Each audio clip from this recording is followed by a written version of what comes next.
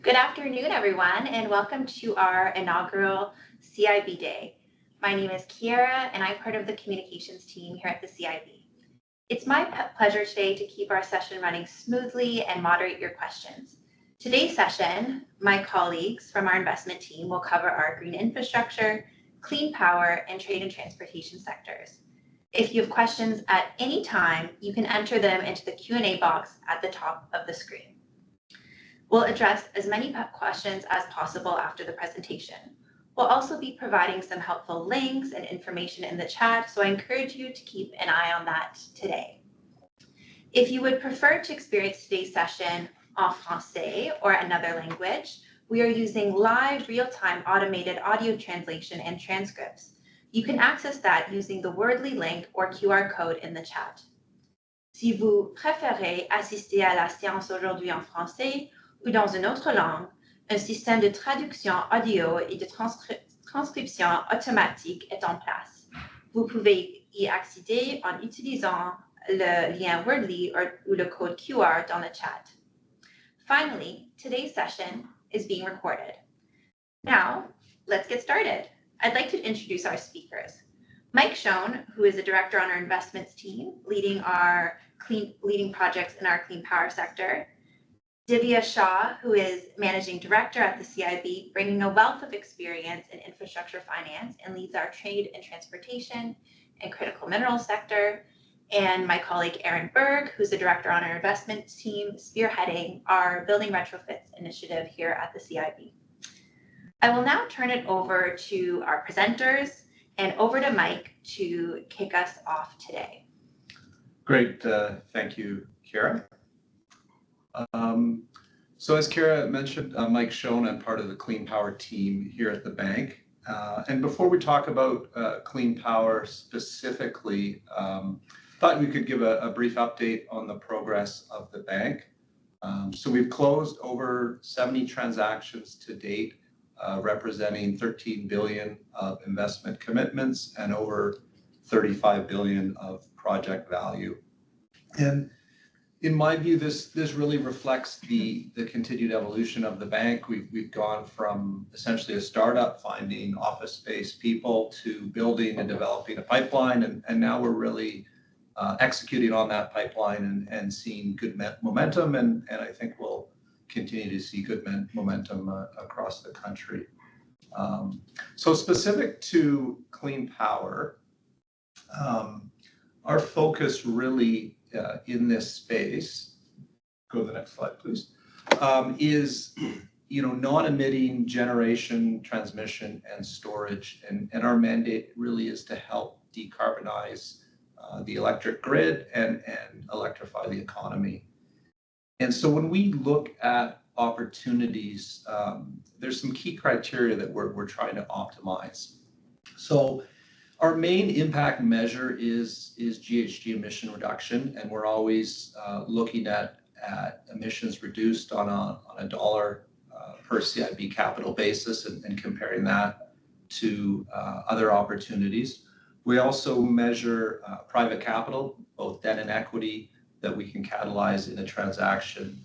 And certainly Indigenous participation and ownership is also core to our mandate. So when we're looking at a transaction as well, we're always trying to think, what are the gaps? Why is our capital needed?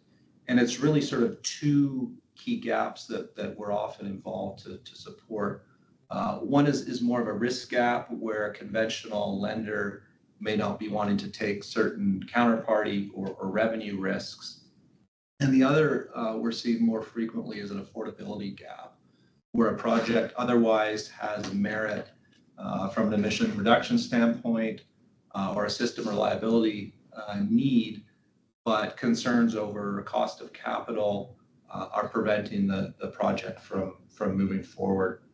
And it's this last point that is worth emphasizing, because I think, as we all know, there's tremendous amounts of capital that are needed as part of the transition, and it will be challenging for provinces and territories to maintain the scale and pace of investment that's needed as these investments get absorbed in the rate base. So, one of the CIB, we have a low cost of capital, and if we can be involved in a transaction to ensure a project or procurement is ultimately successful, that really sets the table for future procurements and projects to continue. So that's something that we'll certainly look to do.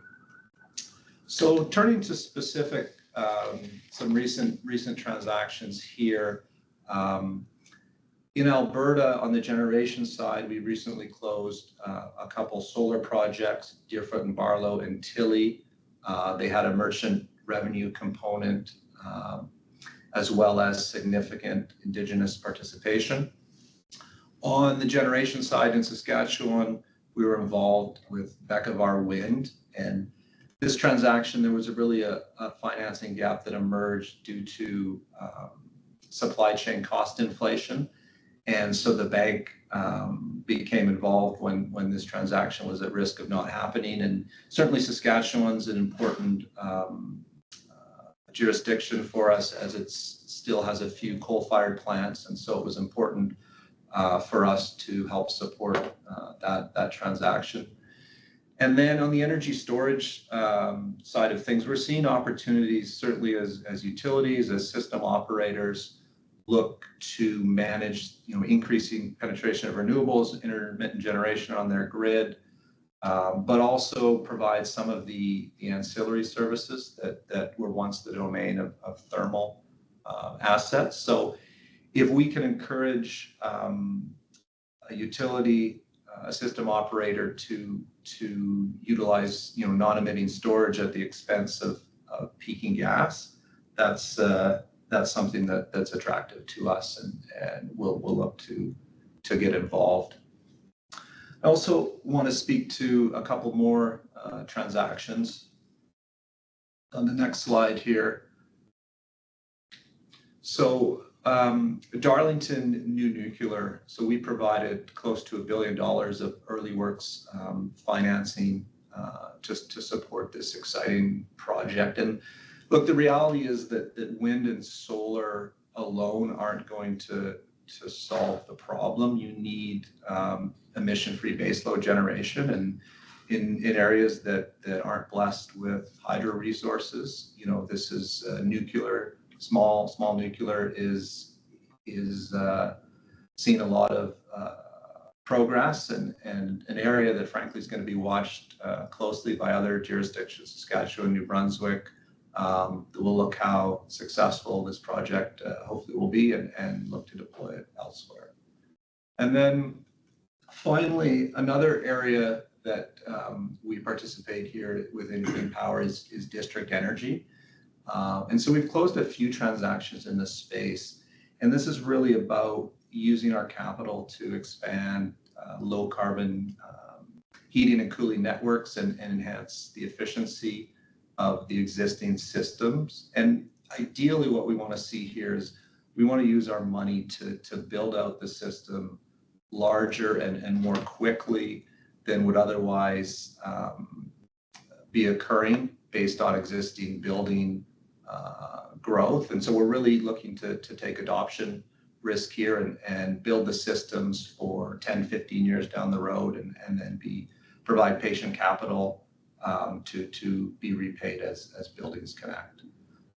So hopefully that gets a flavor of what we do within Clean Power. Happy to answer any questions after my colleagues present. And so now Divya Shah, who leads our trade and transportation and critical minerals focus here at the bank. Turn over to you, Divya. Thank you, Mike. Kiara, if we can go to the next slide, please. So I head up the trade, transportation, and critical minerals sector at the CIB. Our focus in the trade and transportation sector is about moving goods, moving people, but doing so in a more efficient, resilient, and sustainable manner. Enhancing the mobility is all about connecting people between cities, between provinces, providing increased travel options, reducing congestion, and leveling up cities. Investments in this sector or this aspect not only stimulate economic growth across the country, but also allow for wider economic benefits. Moving goods, on the other hand, is all about improving the performance of end-to-end supply chains across the country by bolstering, again, efficiency, fluidity, and resilience. Our supply chains in Canada are the foundation on which this country was built, and investments in this sector are essential for the long-term prosperity of Canadians. Trade and transport projects are long-term, they are transformational, they're nation-building, and will have benefits for Canada for the next 50 to 100 years. If you go to the next slide, I'll go into a little bit more on the subsectors. So here you'll see we have what we call 3 pillars in trade and transportation. So moving people, which is primarily everything between passenger rail, airports, highways, bridges, tunnels. We have moving goods. A lot of that overlaps with trade. We have investments or developments that we work on short line and mainline rail, passenger, which includes cargo, people, and moving goods, as well as ancillary investments in airports. And then you have marine ports, which do both moving goods and enhance trade flows. We also have inland ports, logistics hubs, transloading hubs, which really bolster our supply chains and allow for efficient movement of goods across the country. And the last 2 sectors in the trade are agriculture, which is our investments alongside provincial counterparties in increasing cropland and allowing for efficient use of water across the country. And critical minerals is an interesting sector. We just added that in 2023. Critical minerals is a building block to the green transition and digital evolution that we are expected to see over the next 20, 30 years. And our investments in critical minerals is working alongside both the public sector and private sector, all through the value chain in investing in supporting and enabling infrastructure. We do this primarily to fill structural gaps when it comes to single projects, which are private projects that need availability or have just a lack of availability of capital. And then we work alongside the public sector and fill gaps, which are primarily for economic and commercial reasons, because this is more a build it and they will come, opening up mining regions across the country. Our outcomes here are measured primarily through ridership or increase in GDP or economic growth, with an overall objective of connecting people, increasing trade capacity, operational efficiency, and supply chain resilience. And we'll see this a little bit more through some of the examples on the next slide. So a few things that I'll highlight. I won't highlight all of them. Feel free to ask more about these in our Q&As. The first one is Sweatin Railway. It's a $50 million investment by CIB. This is one of Canada's first Indigenous-owned railway, and it is in northeastern Quebec and western Labrador region. Almost everything in this region is transported by rail, everything from food, fuel, building supplies, medication. So this is essentially what drives that keeps that economy and those communities moving and doing the things they need to do. Our investment consisted of structure improvements, construction of worker lodging camps, as well as train stations and passenger rail. Then we'll go to our first investment in the port side, which is the Can Export Logistics Park with the Port of Prince Rupert. This is a $150 million investment by CIB in a new transloading hub that will improve the flow of goods, primarily containerized goods of resins, agricultural lumber, and will increase the matchback ratios at one of Canada's busiest airports, which is the Port of Prince Rupert. This is just the first phase, and we're hoping to approve second phase by the end of fiscal year. The third one is actually one of our airports. This is in Montreal. It's a domestic airport where CIB invested $90 million for a new domestic terminal, a 2-story building, runways, taxiways, as well as 9 gates. And this will allow for increase in choices for passengers moving between Montreal, one of the busiest cities in Quebec.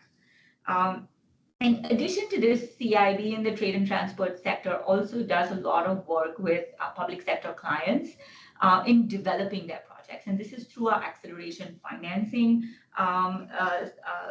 initiative that we have. And this includes things like, our $55 million investment in Via HFR, our $3 million investment, which is a recent investment in Grays Bay Port and Road Project, investments in New West Rail Bridge, ON Short Line, and all of this helps in design engineering studies, looking at business cases, and almost a first step towards the development of projects. So having said all of that, I will pass it on to my colleague, Aaron. Okay, thank you, Divya. Hi, everyone. I'm Aaron Berg. Thank you for taking my big picture off of the screen. Director of Investments, and I lead our Building Retrofits Initiative. So today I'm going to talk about our green infrastructure sector, of which that includes Building Retrofits Initiative. It also includes our EV charging and hydrogen production and refueling investments. It also includes low carbon fuels, carbon capture, kind of under the banner of energy transition and industrial decarbonization. So on the screen here, we have some examples of investments we've made via Building Retrofits Initiative. I think maybe what's interesting here to just touch on is the different types of buildings that are being upgraded. Which is actually a word I wouldn't mind someday if we replaced retrofit with upgrade. And I say that because I think from a building owner's perspective, a building manager's perspective, and a building occupant's perspective, they find the value proposition of decarbonization really to come as a function of modernization or upgrading old buildings, right? So you take these older buildings with older on-site gas combustion heating systems, those can be electrified with heat pumps, either geothermal, air source, and usually when that happens, there's also a need to manage indoor air quality and bring up to code the indoor air quality standards. So that would be one of the occupant benefits, is hopefully a cleaner, healthier building. Sometimes, and we're definitely supportive of resiliency upgrades as well. We haven't seen a lot of those just from a kind of cost benefit perspective. That one of the beauties of energy efficiency is that it creates cash flows that can be financed, right? You're using less of something that you pay money for, and resiliency upgrades often are done in service of avoiding a uncertain future catastrophic event, wildfire, high winds, flooding. So it can be very difficult to finance. But anyways, with what's on the screen here, start with like the Royal York Hotel, which is actually a fantastic project on merit. It's a 100-year-old building. It's the type of building that many people would say, oh, you're never going to be able to decarbonize that old building. It just is what it is. Well, they've done a fantastic job of decarbonizing it above 80%, really making it net zero ready. Ameresco Retrofits is kind of a general one of our aggregator partners. So Ameresco offers no money down, turnkey, low carbon retrofit solutions with our co-investment. And then the BMO Retrofits is an interesting, our only currently financial institution partnership, where BMO is essentially passing through our capital to borrowers. They are the lender, which is what banks do. Banks lend money. So that is a mortgage instrument product that, from a building typology perspective, has been really valuable and beneficial to old office buildings that are under-occupied. As we all know, kind of post-COVID digital age, conventional office is not, doesn't serve the same role and purpose as it once did. And so many of those buildings are converting into residential buildings, providing more housing supply, hopefully addressing that side of the Canadian housing affordability challenge. And often what we're seeing is an office building using our financing for the construction of the retrofit, and then flipping into CMHC long-term residential-based financing, which is a really kind of, I think, neat and synergistic kind of federal family partnership where you have CMHC's product as long-term debt, ours as construction. And then CAPREIT is exclusively apartments. in their portfolio, whereas something like Dream is predominantly office buildings. And then the last one in the bottom corner you can see is Enbridge Sustain has basically addressing institutional buildings. So we have a partnership with them where they're really targeting large energy users, campus style retrofits, universities, hospitals, and those often are very conducive to geothermal energy supply systems because of the footprint of the campus structures and almost mini district energy systems within the campus. So I think we can move on to the next slide, which will be a list of all of our partnerships, 14 partnerships within Building Retrofits Initiative. We've deployed about $1.3 billion of capital over the last 3 years. I was just reflecting on that the bank has done about 13 billion, so we represent about 10% of the bank's total investment portfolio. And so there's a full list of our partnerships.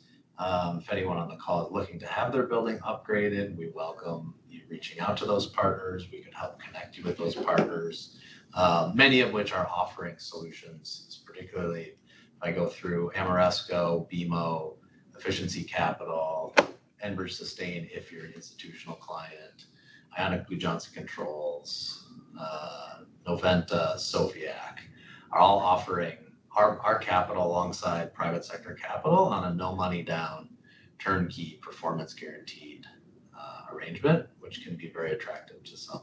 I think we can go to the next slide, which is going to kind of list out some of our other investments within the green infrastructure sector, categorized by, you'll see a couple of EV charging investments that we've made, which are highly strategic and expanding kind of public charging infrastructure, so people have confidence to adopt, buy, and get an EV that they know they can travel around in it.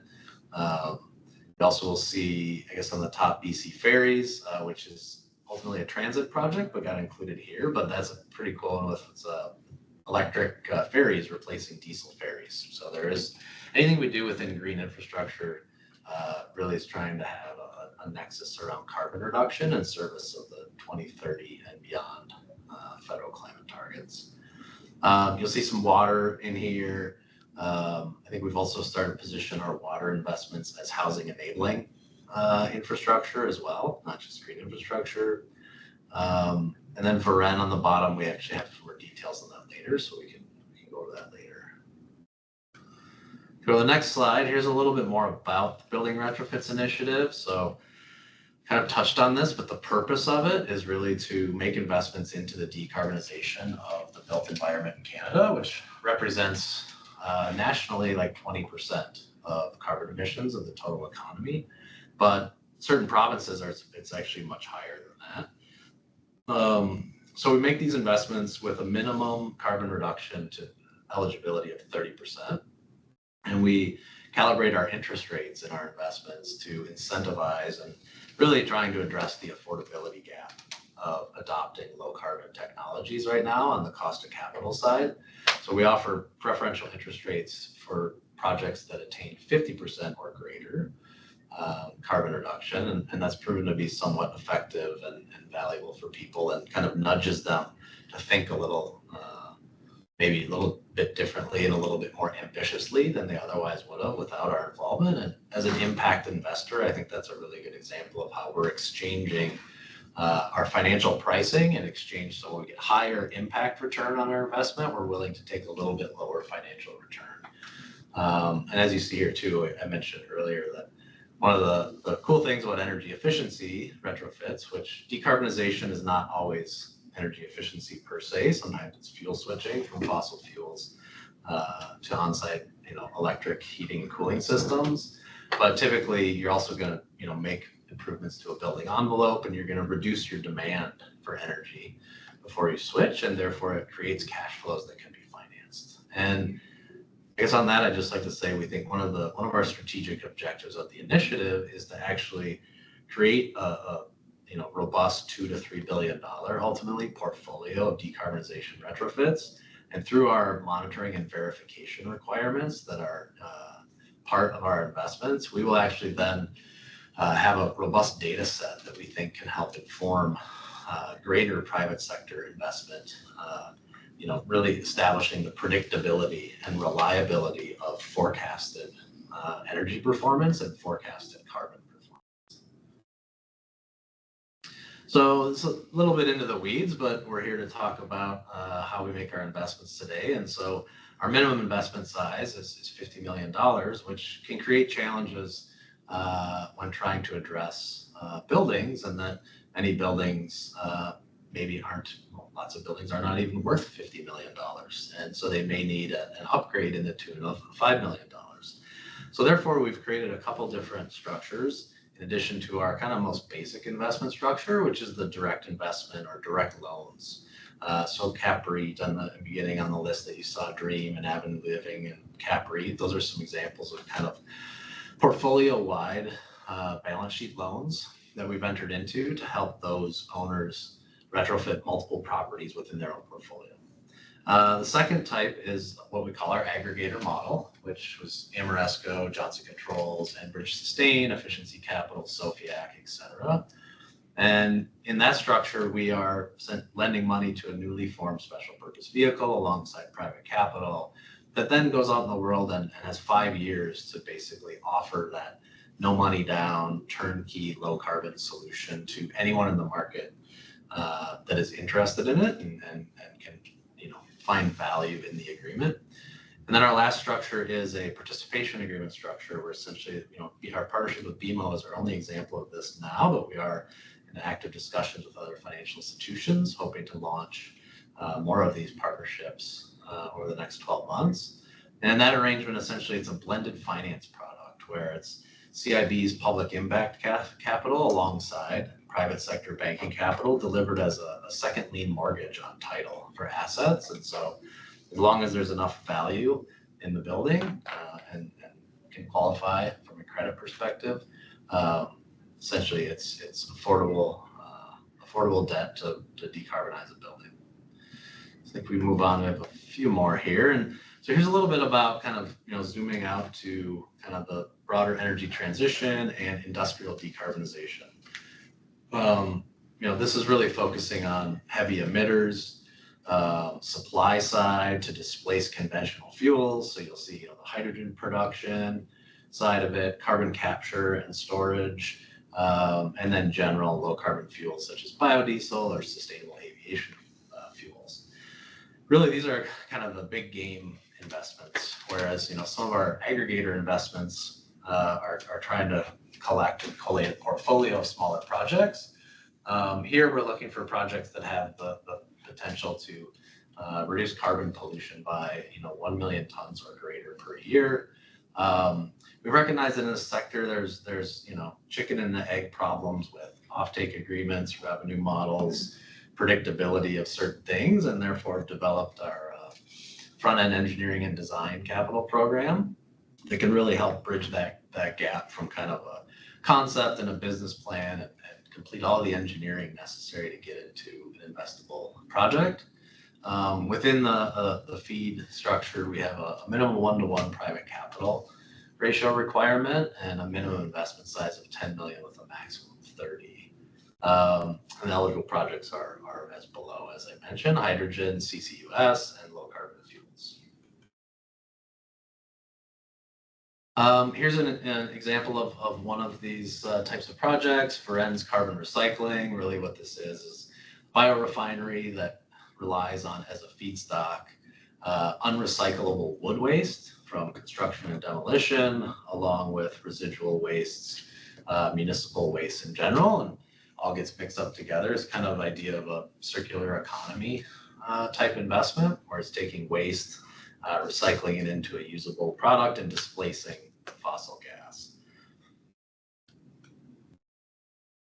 And this last one is an example of a feed investment that the bank has made in Azure Sustainable Fuels, really to robustly establish all of the kind of technical requirements and planning to take canola and soy oils, natural agricultural products, and convert that into usable aviation fuel that would displace the higher carbon intensive fossil fuels.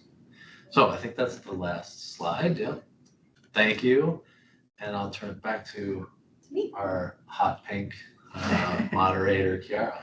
Thank you so much, Aaron. I'll kick off with a question to you, Aaron, we have a question around how might post-secondary institutions partner with us on our retrofits initiative, particularly smaller ones with less financial capacity. Yeah, great question. I mean, first stop there would be to, we can put you in touch, contact some of our aggregators, and that's a great solution because they are already fully capitalized with our investment at fairly low rates. They'll offer performance contracting and guaranteeing. They often like and are comfortable, managing kind of a central heating and cooling plant. So I think and we have a list of those partners that we can easily circulate and do circulate. And then I think the exploration of potential with those aggregators would inform any project or any path forward. You have to think about procurement and exactly how you go about that. But I think first step is just some conversations about asking what's possible. And then we did make a direct investment with University of Toronto, so that is possible as well for us to set up a dedicated special purpose vehicle for a single university.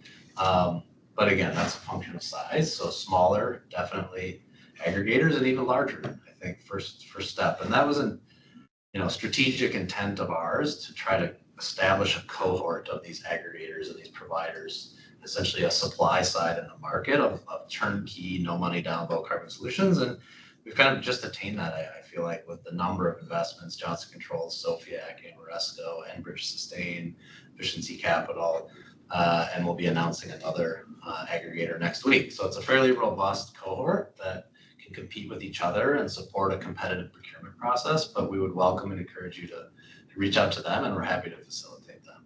So just for everyone watching today, what would be the best way to get in touch with the aggregators? Would it be just to go through our website, get in touch with our investment team, and you'll connect? Yeah, I think just get in touch with our investment team or myself. I don't know if we're publishing our email addresses on this deck. We'll have some information of how to get in touch with our investment team, so you can connect them directly with our different. Yeah, and I think we have intentions of posting that list on our public-facing website. We may not have done that yet. Apologies for that. But yeah, just be in touch, and we've prepared a list, and we can make warm introductions, email introductions. Happy to help people along in their decarbonization journey.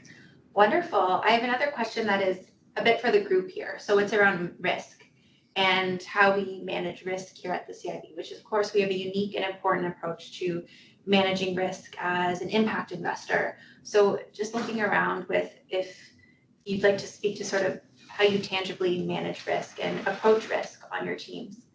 Maybe, Mike, could I kick off with you? Sure. So, I mean, we look at a transaction, through an impact lens, in our dollars invested for an outcome. We have, just like any investor, go through a risk process. All of our transactions have a risk rating. I think what is different, if you're a traditional bank or an institutional investor, you would have your risk rating, and that might drive the price that you would need, the amount of capital that you can put into an investment. Here, certainly it drives, certain credit metrics that we have, but it's part of sort of an overall optimization in a structure. So certainly part of the mandate is to bridge risk gaps.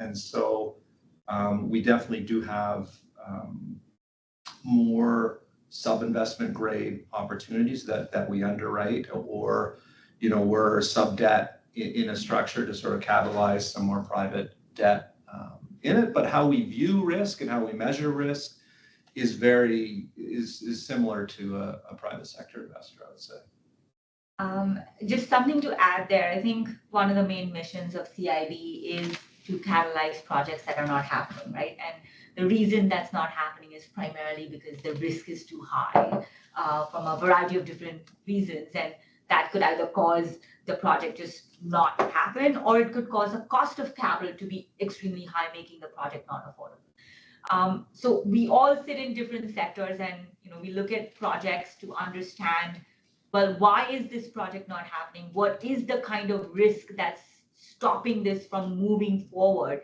And we like to say that our products are not cookie cutter here. We're very customized in what we're solving for, how we're solving for it from a product's tenor, terms and conditions, interest rate perspective. But we go in with eyes wide open. We do have advisors that help us, technical advisors that help us on the technical side, on the revenue side, on energy side, or when we look at it from either passenger airplane side. So we do have that sense, and we of course work alongside our credit teams as well to analyze risks and create products that make projects happen. Aaron, anything to add? Yeah, I would like to add that, first, I think risk is a function of knowledge and perception. It doesn't exist in a vacuum, and it is not absolute. And so therefore, to Divya's point, as a part of our mandate is to catalyze market activity that isn't happening with straight private capital and private sector actors, probably because most private capital is financial return only. And so if financial risk is high and they can't make sense of it, then there's no investment to be made. As an impact investor, especially one that's trying to catalyze things that are not happening in the market, we quantify and we measure impact and report that impact. But there's secondary impact as well that we can incorporate into our risk taking, that if we address the knowledge and perception gap of risk in the market, right? So we're often addressing an affordability gap, but we certainly are taking on, either perception risk, performance risk, technology, some form of perceived risk, which is really a function of not enough information, not enough market activity has happened for conventional banking institutions to feel good about actually quantifying the risk. So yeah, I think we identify it, we manage it, we accept it, and we account for it internally and price it. But we balance it with impact, both primary impact from a single investment and then the broader kind of secondary market impacts of unlocking more private capital by taking on a certain amount of risk in first wave investments in a sector. We just have a question, if you can just elaborate on what you mean by technology risk, maybe using an example with BRI. Sure. So heat pump technology, is really probably a critical path to decarbonizing the built environment. The largest source of carbon pollution from buildings is from on-site combustion of methane and gas. And so therefore eliminating that, hopefully with clean electrons, which a lot of the provinces are positioned with very low carbon grids. And there's new technologies, new types of heat pumps, there's geothermal, there's air source. So that's just one of early, is it going to work? Is it reliable? Has anyone ever put one of these devices into a building and had it last for 20 years? Well, the answer is going to be no for the first person that puts in a heat pump. So I guess that's what we mean by technology risk is we're not taking on early unproven, we're not doing R&D, but we are taking on commercial, scalable technology risk, and that, if that's the impediment for people, then if we can help address that, we think it benefits the market. Certainly, and our Q&A box is lighting up here. So just to remind everyone, if you have any questions for our investment experts today, please put them in the chat. I've had a number of questions just around how to get in touch with our team. So I've put the email investments@cib-bic.ca in the chat box, and you can reach out to our investment team. We'll direct your email and then get the ball rolling, chatting. Is there anything else you'd like to elaborate just in terms of the process of the intake process of developing these new partnerships? Sure, I can start and happy to have my colleagues join in and add. I think what's great about the CIB is there's no intake process. We usually are out in the market through conferences, through partners, talking with the market, trying to understand needs. And it's literally a one-on-one conversation that leads to a project financing solution. Because again, this goes back to nothing here is cookie cutter. It is about developing the project, being a partner, and working alongside you to find the solutions that's right for you and for the taxpayers of Canada. But I'll hand it over to my colleagues. You have anything to add, Mike or Aaron, in terms of reaching out? No, that's good. I have just another question around, and many of our infrastructure projects touch on more than one priority sector. So we have a question around how do our different teams or our team work together on investments that might spread across a couple different priority sectors, and maybe thinking of Divya, maybe I'll ask this one to you, just around trade and transportation and how you work with other members of our team. That's such a great question, because I think a lot of us, you can never have just one outcome. I know we like to measure it as a primary outcome, but you have many secondary outcomes. And some of the best examples are, for instance, indigenous examples which have a clean power angle to it, or an indigenous example that has a transportation angle to it. And our job is to work across our bank and find the experts to bring them together to get the best solution to the table. When we are looking at can export is a great one, for example. It is a port project primarily, so it does move goods and people. So it is primarily from a TNT volumes of TEUs moved, but it has a significant amount of indigenous benefits, because they have indigenous partners that are going to be contractors. There's benefit agreements there, and because Port of Prince Rupert is an ecosystem, it actually allows for another project that's indigenous owned to also happen. So yeah, it's a great question, and in fact, we welcome projects that have primary and secondary outcomes that go together, because that's better for Canadians. I mean, Divya, you hit on it with the indigenous, our indigenous communities team and our clean power team. We work hand in hand on a number of transactions, and particularly now that we have our Indigenous Equity Loan Program approved. So for example, the Nova Scotia Battery transaction that was up on the screen a while ago, we within Clean Power worked on the project or the NSBI level loan, and are partnered with our team here who were focused on the Indigenous Equity, the HoldCo loan. So definitely in the clean power space, there's an overlap there. That's very natural. I mean, I was just thinking about this while Mike was talking. I mean, critical minerals is one of those, right? Like, we're bringing ore out from the ground, and it's going into EV batteries at the end of the day. It's also going into multiple different, like wind turbines and different things that will allow for green transition. So it is primarily a trade outcome, but it is very quickly a green outcome, and no critical mineral project will happen without indigenous. So it is also an indigenous outcome. So I think there's always collaboration happening, and we do love those projects. Yeah. And thank you, Liam, for the question. I owe you an email response. But yeah, it's a great question. I think like from a building retrofits perspective, it's becoming more evident as we move along that there's opportunities with district energy, which is one of our clean power investment types, and building retrofits. So for example, you can have an existing district energy system that might be maxed out on its capacity to add new buildings onto that loop if you could extend the loop. And therefore, one of the solutions is to actually retrofit the buildings on the loop to reduce their energy consumption, free up capacity, expand the loop, and then decarbonize more buildings. Another close example of that would be even critical minerals as related to batteries, and basically battery storage on-site in buildings, and microgrid and distributed energy systems, and kind of district energy approaches, not from a heating and cooling, but from an electrification perspective, an EV charging perspective. One of the real constraints on putting in EV chargers into high density, apartment buildings and condos and whatnot is the electrical service capacity into the building.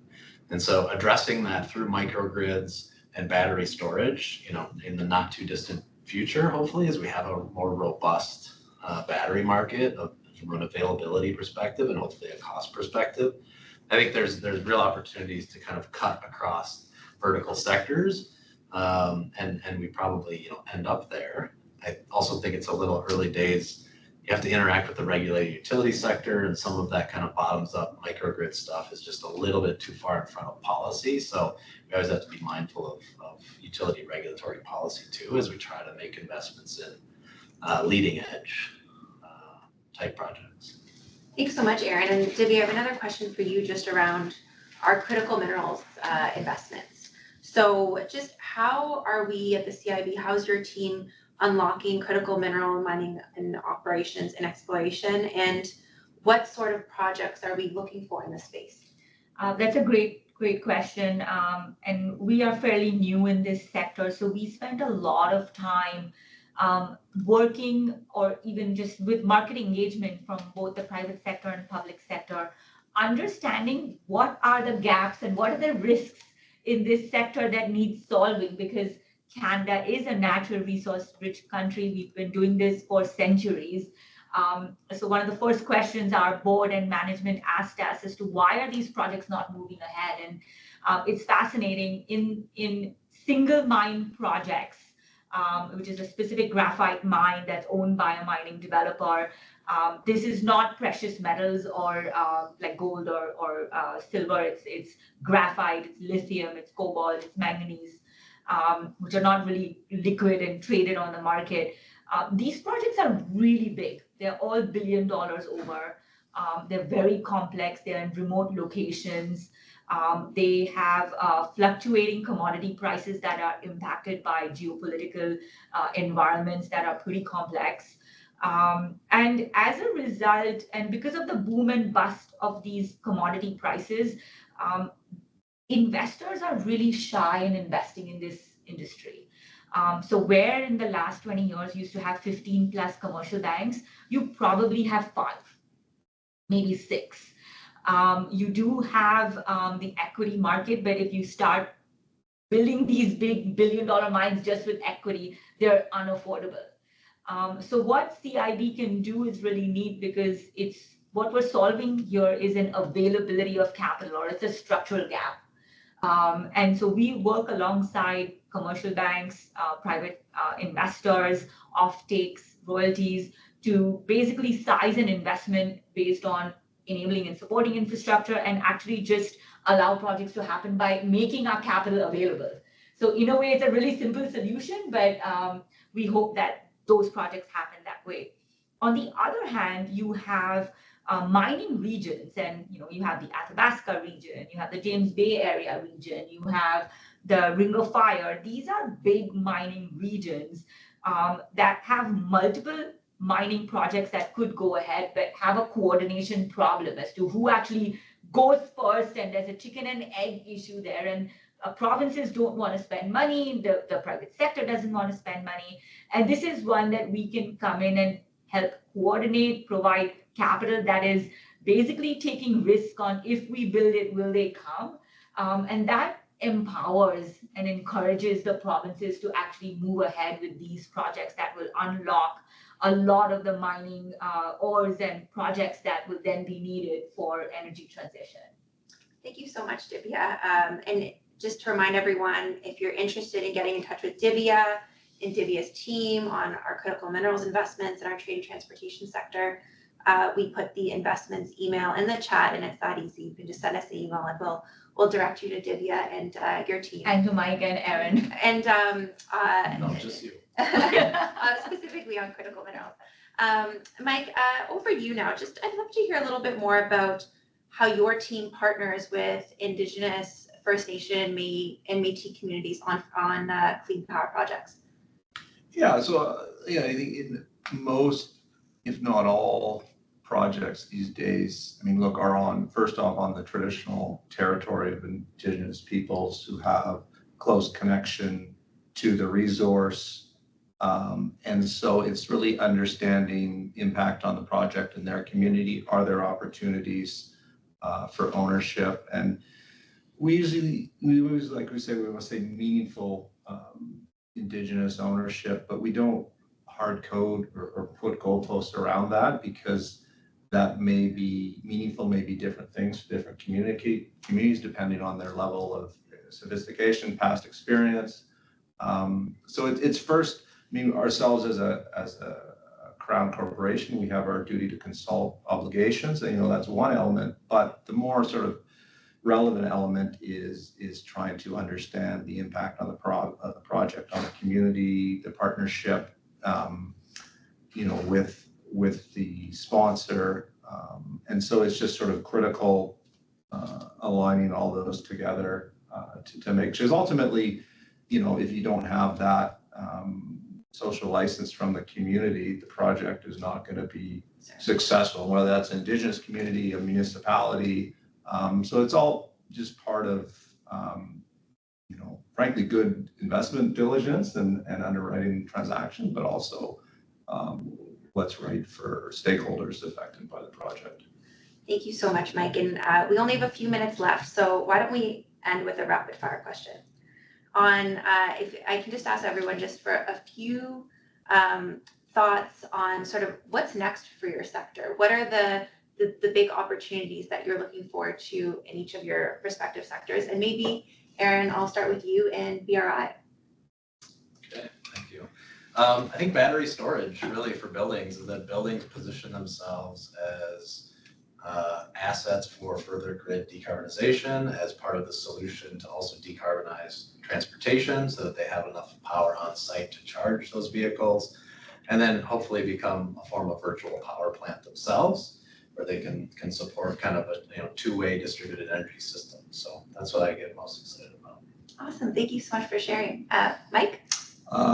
Look, transmission is sort of key to all of this. Our existing grid was built for a different time, large centralized baseload plants, and now we need investments that modernize the grid to reflect frequency changes, intermittent generation coming on and off, and moving from thermal assets that ran all the time and provided operating reserve, spinning reserve, and how do we have non-emitting alternatives to that, but then are also cost competitive, because ultimately on a large scale, none of this works unless the economics are palatable to ratepayers. So. Thank you so much for that, Mike. And Divya, what's next for trade, transportation, and critical minerals? So for us, our projects are slow moving and lumpy, but we are looking at port projects on either side of the country. We're working with two of the biggest and busiest port authorities in Canada, so we're really excited about those. We are finding inland ports and logistics hubs are a big thing that various provinces are looking at, and this allows for CN or CP or big main lines to come in and access customers all at one big hub. So that's an interesting model that we're seeing coming up quite a bit. And then, of course, for us, critical minerals over the next 1, 2, 3, 5 years will be really big, both on just single mine projects, but also creating industrial zones, opening up mining regions either through roads, rail, or transmission. So yeah, it's an exciting space. Lots of exciting opportunities ahead, and all of the priority sectors represented today in our virtual room.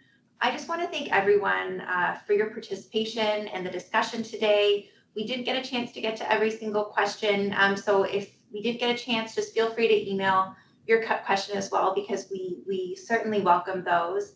And the fun today is not done yet. If you plan to stay with us for the final session of CIB Day, which is our annual public meeting, we put the link to join that in the chat. That starts in about 5 minutes, or via the CIB homepage. Thank you so much again to everyone for joining us, and have a wonderful afternoon.